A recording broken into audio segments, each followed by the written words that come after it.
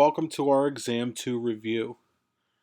This Exam 2 has been posted on e-learning already.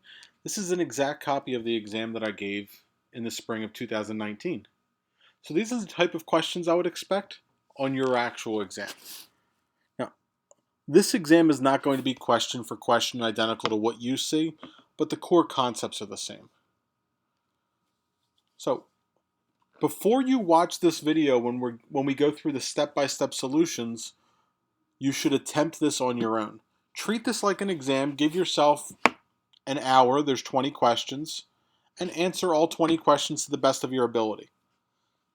The questions that you get incorrect are the ones that you really have to focus on when you study for your upcoming exam. So what I have here is I have my detailed step-by-step solutions for every problem. I'm going to walk you through the solution to each question. If you have any questions at the end of this video, send me an email. We can communicate through email, or we can arrange a way to communicate directly through a Zoom video chat or something similar. Okay, so let's start with our first question. Solve the quadratic inequality by graphing. We're given x squared plus 3x is greater than or equal to 4. Well, the first step in solving any quadratic inequality is to set the inequality to 0. So let's click over now to my solutions. So the first thing I did was I set the quadratic inequality to 0. What we now need to find are the intercepts, the point or points that cross the x-axis. Well, x squared plus 3x minus 4 factors nicely. This factors to x minus 1 by x plus 4. So I know that I have two x-intercepts at positive 1 and at negative 4. These are the two places where the quadratic crosses the x-axis. So now let's graph. Well, I look at the quadratic and I see that the coefficient of x squared is 1, which means that this is a parabola opening upwards. So if I were to find the vertex, and we can use our shortcut, negative b over 2a, negative 3 over 2 by 1. When x is negative 3 halves, if I substitute that into the original quadratic, I'm left with negative 25 fourths. So I can see here when x is negative 3 halves, y is negative 25 fourths. This is the vertex of the parabola, which opens upwards from here. I have x-intercepts at positive 1 and at negative 4. And my question says, where is this greater than or equal to 0? Well, let's look at the graph. Where am I above the x-axis or on the x-axis itself? From negative infinity and up to and including negative 4. And then again from positive 1 up to positive infinity. I have brackets again around the negative 4 and the positive 1 because these are inclusive. I was inclusive with my inequality. It was greater than or equal to. Okay. I will post the actual exam solutions as well, but I want to walk through the video first. Let's look at our second question. For the given function, find all asymptotes, if there are any. Find all asymptotes of the type indicated, if there are any. Oblique. Oblique asymptotes are what we also called slant asymptotes. They only occur in specific scenarios. The first is that no horizontal asymptote exists. Well, since the degree of the numerator is greater than the degree of the denominator, there are no horizontal asymptotes. The degree of the denominator must be at least 1, which it is. It's exactly 1. And the difference between the two, the degree of the top minus the degree of the bottom, has to be exactly 1, which it is here. So I do have a oblique asymptote or slant asymptote.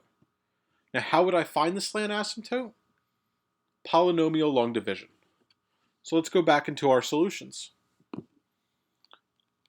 I'm dividing x squared minus 2x plus 7 by x plus 6. And just like with any long division process, I'm eliminating one term at a time. So the first question I'm asking is, what do I have to multiply x plus 6 by to eliminate this x squared factor? When I subtract, I multiply by x. x by x is x squared, x by 6 is 6x. And then we subtract, and I'm left with a negative 8x. Our next question is, how do I eliminate that negative 8? Well, when I subtract, I'll need to subtract away a negative 8. So I have to multiply by negative 8. Negative 8 by x is negative 8x. Negative 8 by 6 is negative 48. And when I subtract, I'm left with positive 55. That remainder does not affect the asymptote itself. The quotient, what's remaining, is always going to be linear anytime that I have a slant asymptote. And in this case, it is y equals x minus 8. Y equals x minus 8, or option C, would be our slant asymptote. If you were to graph this on your calculator, and then in your y2 graph x minus 8, you'll actually see the asymptote. You'll see how the graph tends towards that as the x values get infinitely large or infinitely small. Okay. With our third question, find the period of the function. And we're looking here at the cosecant. So f of x is equal to 9 by the cosecant of 3x minus pi minus 4. So what we have to do is remember the general form of our trig functions. And let's jump ahead to the solution to question 5 just so we can look at this general form. My general form, if a multiplied by, in this case, the cosecant of b times x minus c plus d.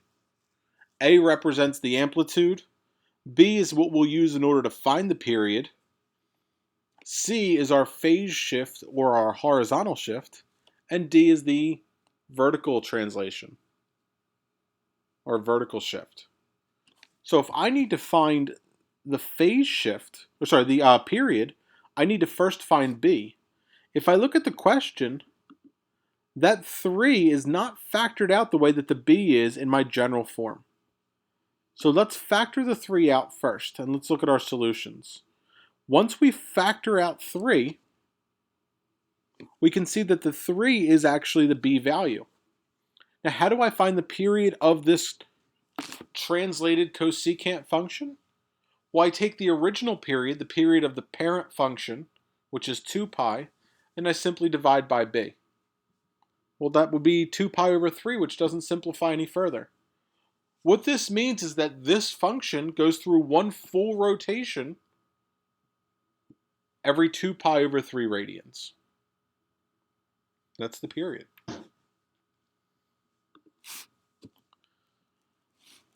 Question 4, solve the rational inequality.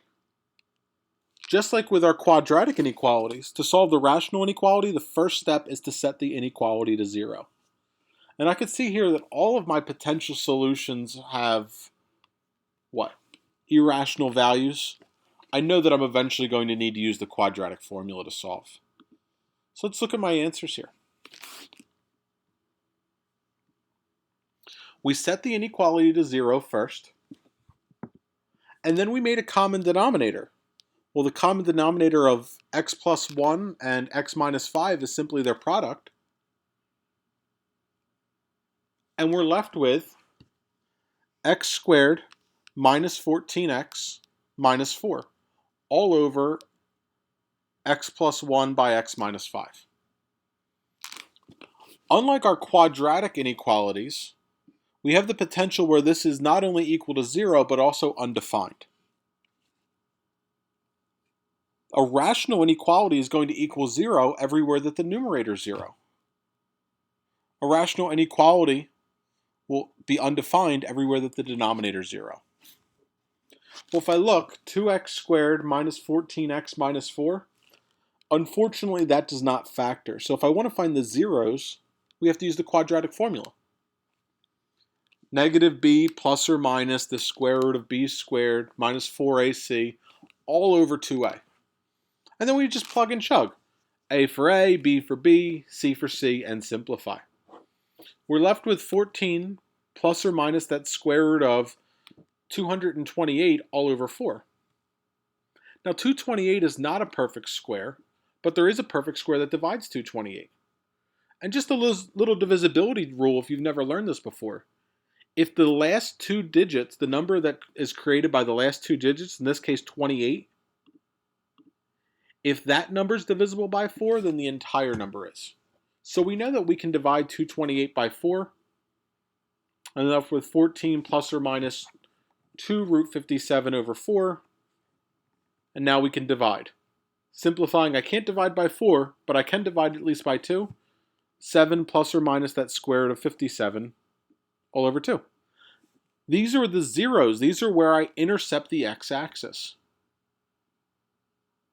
Now, where would I have an undefined value? Again, where the denominator is 0. What values make the denominator 0?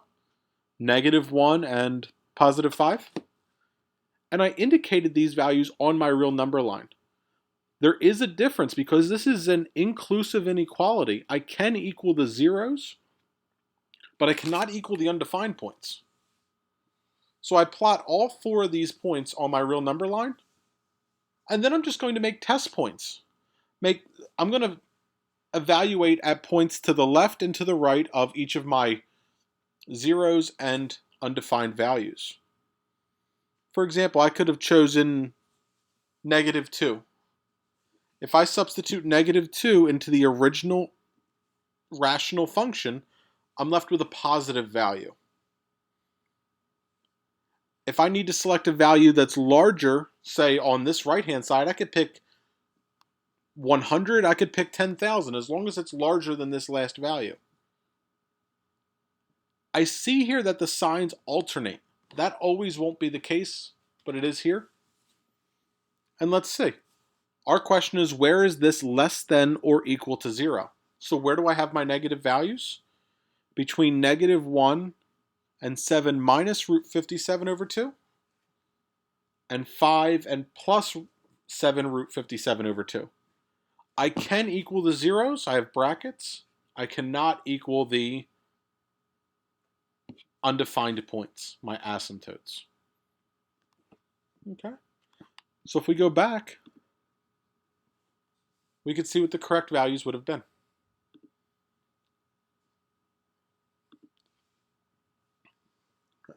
That's one of the longer questions that you would have seen in an in-class exam.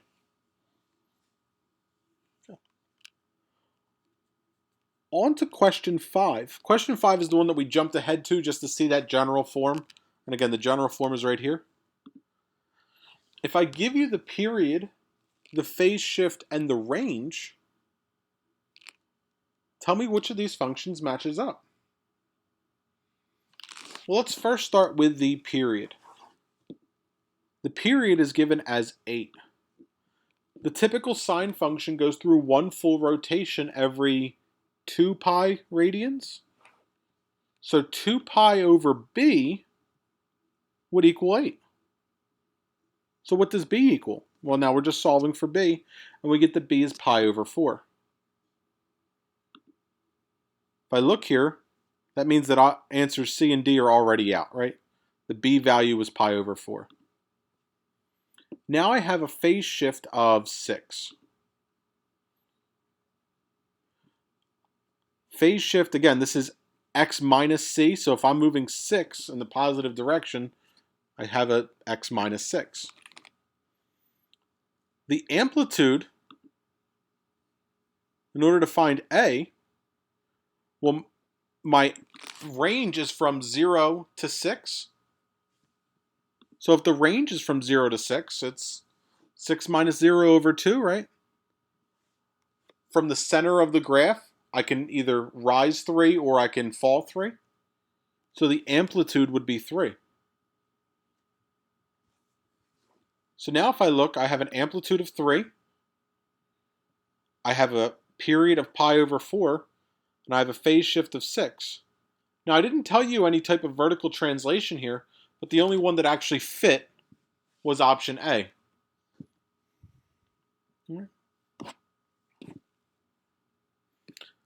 Now our in-class exam will not, our online remote exam is not going to be multiple choice like our in-class exam would have been. But you will have resources available to you that you would not have had in class. Question 6 is the easiest question on the test. It's just asking you to use your calculator. Calculate the arcsecant of that decimal value. Unless you're told otherwise, make sure that your calculator is always in radian mode. If your calculator's in degree mode, you're going to get the wrong answer. So, the arcsecant, well, I know the secant is 1 over the cosine. Your calculator does not have an arcsecant button, but it does have an arcsine, or an arccosine button.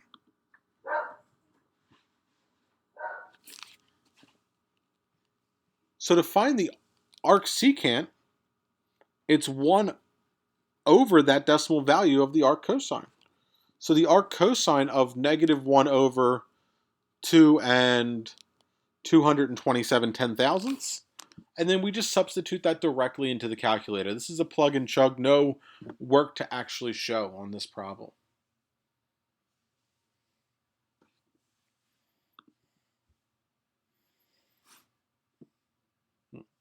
Question 7 asks me to find the range of the function. Well, in order to find the range, I have to understand what type of function this is. This is a degree 2 polynomial or a quadratic. So this is going to be a parabola, and I see that the a value is positive, so this is going to open upwards, like a U. If I can determine the vertex, that vertex would be the minimum value. So the range would be from the minimum value to positive infinity. We just need to find the vertex. Well, we have our shortcut, negative b over 2a, negative 20 over 2 by 5, or negative 2. If x is negative 2, let's find the corresponding y value. Substituting that back into the original equation, I get negative 2 again. The range is my possible y values, not my x values. The range are y values. So because this parabola opens up, and my y value here in the vertex is negative 2, my range would be from inclusive negative 2, I can equal the vertex, all the way to positive infinity. Again, this is a parabola opening up like a U.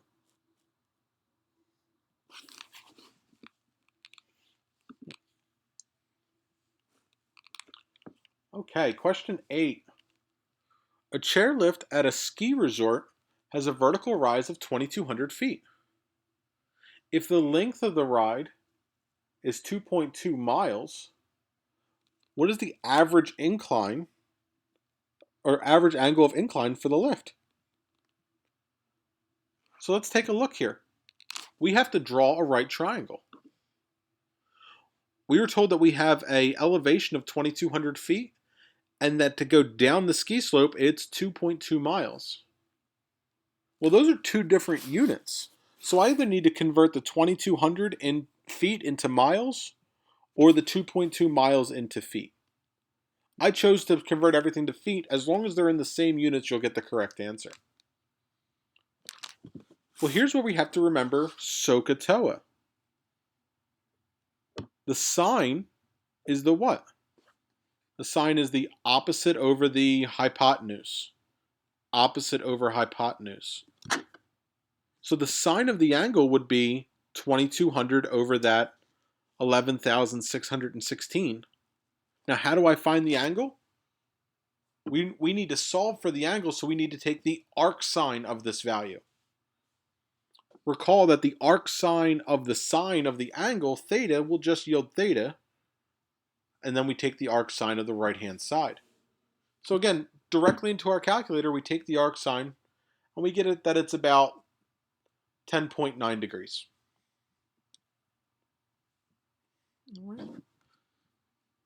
Anytime that you can draw a right triangle, you should. It's going to help you.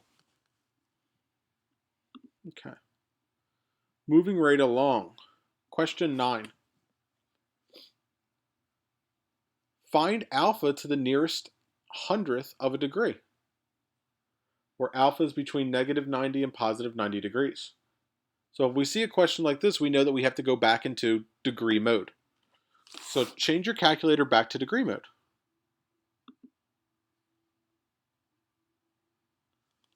The arc sine is defined from negative 90 to positive 90 degrees. This way that the function passes the horizontal line test, it's 1 to 1. Therefore, it would have an inverse. So if the sine of alpha is that negative 4,333 10,000ths, if I take the arc sine of that decimal, I'm left with approximately negative 25.7 degrees.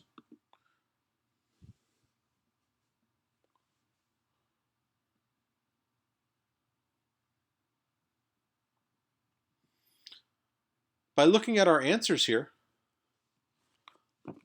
remember the sine is the y-coordinate. That y-coordinate is negative in the third and fourth quadrants.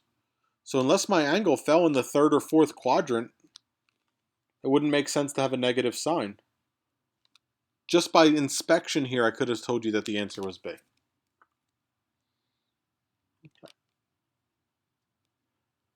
Question 10. A kite is currently flying at an altitude of 12 meters above the ground. The angle of elevation from the ground is 32 degrees. Find the length of the kite string.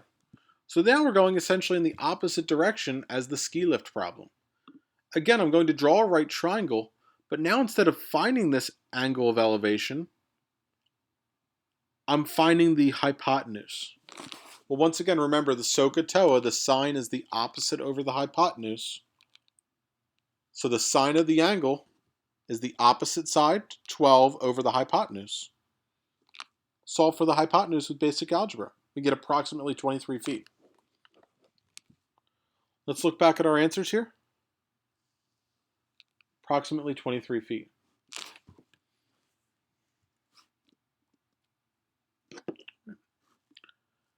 Question 11. Find the sine of alpha given that the cosine is 5/7 and that the sine is positive. I needed to determine that the sine was positive because when I take the square root, I have a plus and a minus. So we're using our Pythagorean identity here. Cosine squared plus sine squared is equal to 1. Because this is my unit circle. X squared plus y squared is equal to 1. The cosine of the angle is the x coordinate, the sine is the y.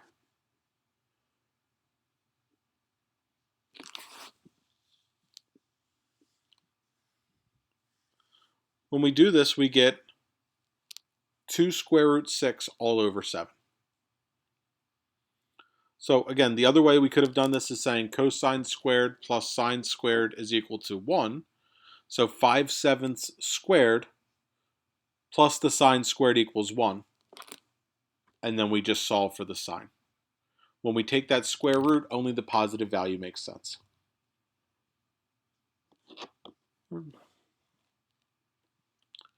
Question 12. Find the length of the intercepted arc if the central angle is 359 degrees and the radius is 8 miles. So 359 degrees, that's one off of a full rotation. To find the length of the arc, S is equal to, what, alpha by R? But alpha must be in radians. So the very first step is to convert 359 degrees into radians, or 359 over 180 pi. Don't round until the very end, otherwise we could have a compounding rounding error. So to find the length of the arc, again, alpha by R, but now that alpha is in radians, I simply multiply that angle by the radius, and I get about 50 miles.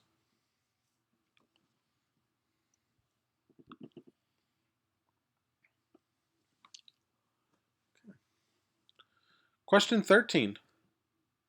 A bicycle wheel rotates 70 times in 1 minute. Through how many degrees does the tip of the bicycle move through 15 seconds?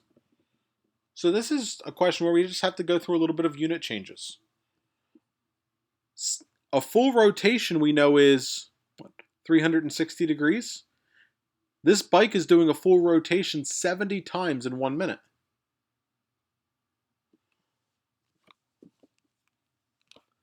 So 70 revolutions per minute, there are 60 seconds in 1 minute. This is doing 7/6 of a revolution every second.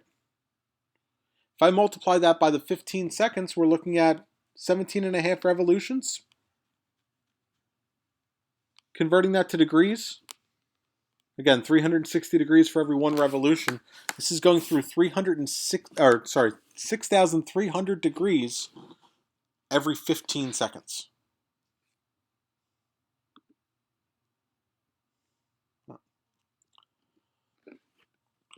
Phase shift. How do I find the phase shift? Well, again, in order to find the phase shift, we first must have the b value that we use to find the period factored out. In this case, the b value that we have to factor out is 5. So let's factor out 5. Once we've factored out 5, we see that I'm left with x minus pi over 15. Well, that x minus c value, c is the phase shift. So c is pi over 15.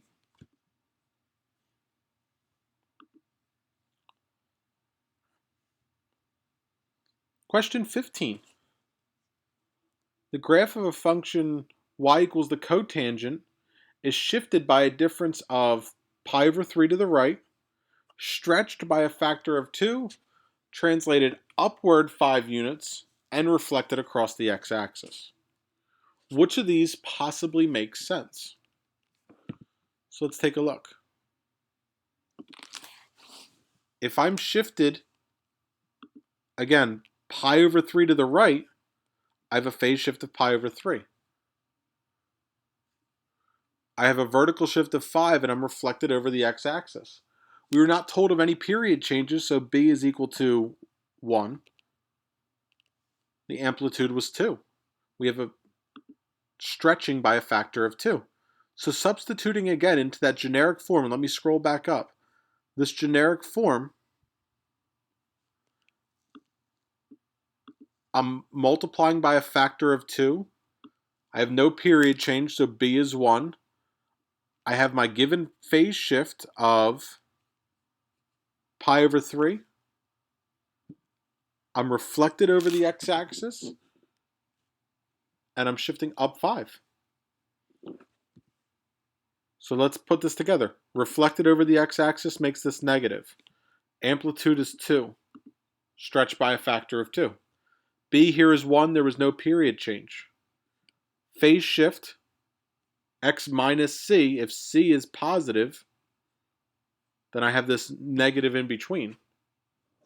And I'm I'm shifted up 5. That's it.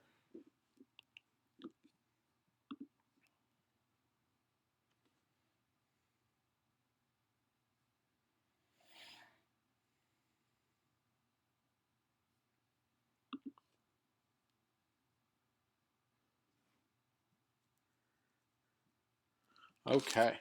Question 16. Question 16 is saying to evaluate the arc sine of the sine of pi. The arc sine of the sine of pi. When we evaluate these, we evaluate them from the inside out. Recall here that the arc sine, as we discussed previously, is defined from negative pi over 2 to positive pi over 2. So I cannot get an angle back out that's in the second or third quadrant. So let's see. Well, the sine of pi is 0. So what's the arc sine of 0? 0. I'm only going to get an angle that's within the fourth or first quadrant.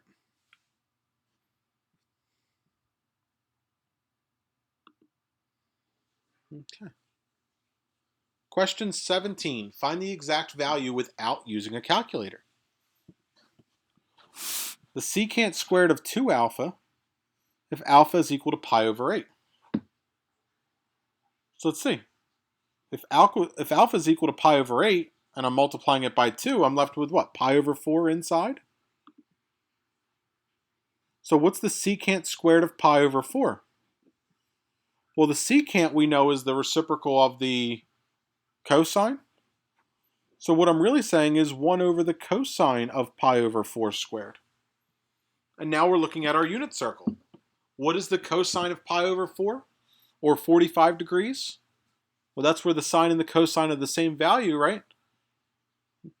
I'm left with the square root of 2 over 2. That's the cosine of pi over 4. So I have the reciprocal of that value. That reciprocal would be what? 2 over the square root of 2? And then finally I simplify by squaring this value. Numerator squared, denominator squared. And I'm left with 2. This came out to a nice whole number this time. If you're given a question where it comes out to a non-whole number value, you wouldn't simply be able to plug this into the calculator. It's going to give you a decimal approximation, and I'll want the exact value. You have to go through these steps.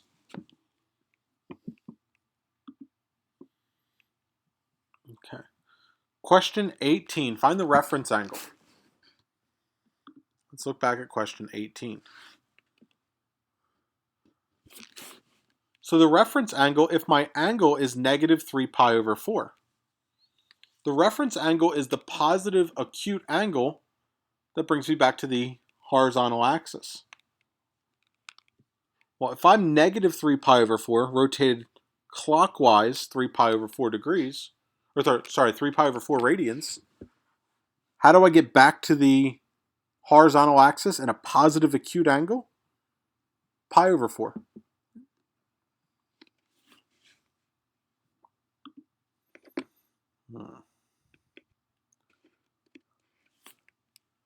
Question 19. State the solution of the inequality by reading its graph. X over x squared minus 25. Where is this greater than or equal to 0? So let's see. This would be equal to 0 where the numerator is 0.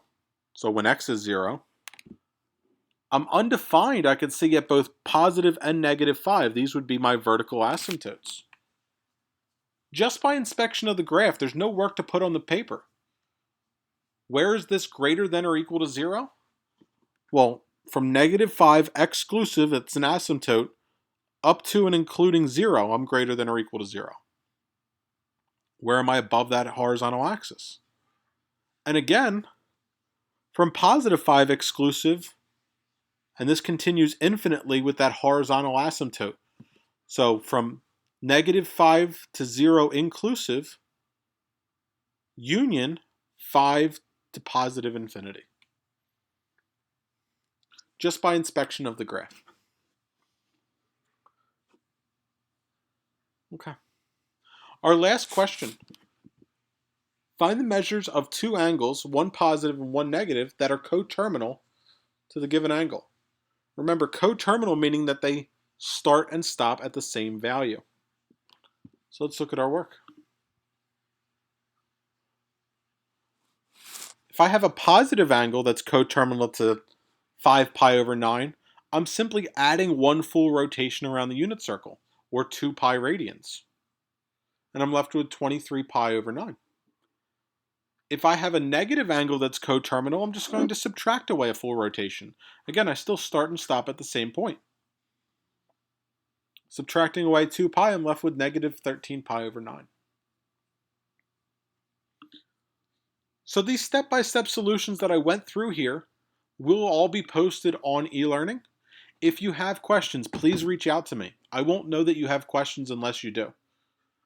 The exam will be posted. That information's already on e-learning.